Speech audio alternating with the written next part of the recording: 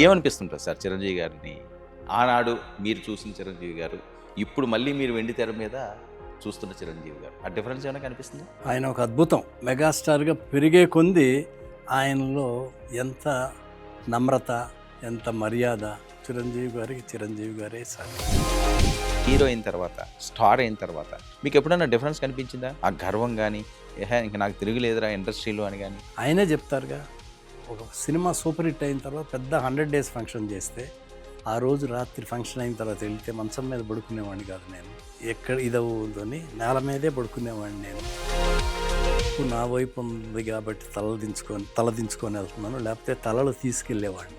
గోపాలకృష్ణ గారు థియేటర్లో ఒక ఎలా ఉంటుందంటే ఒక ఊపు వచ్చేస్తాయి. చెప్పగానే చిరంజీవి గారు కూడా, బా గోపాలకృష్ణ భలే ఉంది సార్. ఈ మొక్కే కదా అన్నది ఇంకా అల్టిమేట్ కదా చిరంజీవి గారికి. ఇంకది ఆయన ముఖేష్ వచ్చి పేకపోతుంటే వెనక్కి టర్న్ అవుతాడు. టర్న్ అయిన తర్వాత వెంటనే డైలాగు కాకుండా గ్యాప్ ఇద్దాము. ఆ దానికి మేము ఒక ట్రాలీ వేసాం, దాంట్లో మణిశర్మ గారు మ్యూజిక్ చేశారు. అంటే థియేటర్లో ఒక్కసారి మనందరం కూడా అంత ఇది వస్తుంది.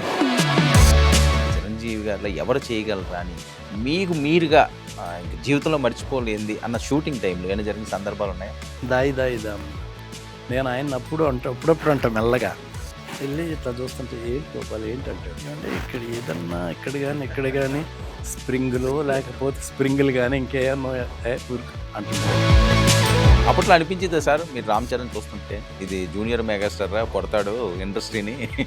మంచి పద్ధతులు ఉన్న కుర్రాడు అంటే డెఫినెట్గా మెగాస్టార్ గారు అబ్బాయి డెఫినెట్గా పెద్ద హీరో అయిపోతాడనేది ఫిక్స్.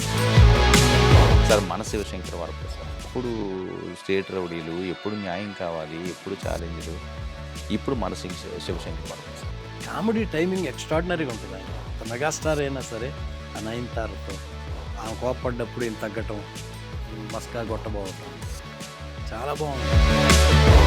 ఇంద్రా 2 ఎప్పుడు అనుకోలేదా సార్? నాతో అశ్విని దత్ గారు అన్నారు, లేదు వర్మ అది ప్లాన్ చేస్తున్నాం అని. చిరంజీవి గారు కూడా, దత్ గారు చిరంజీవి గారు కూడా ఆ రోజు అన్నారు పబ్లిక్గానే.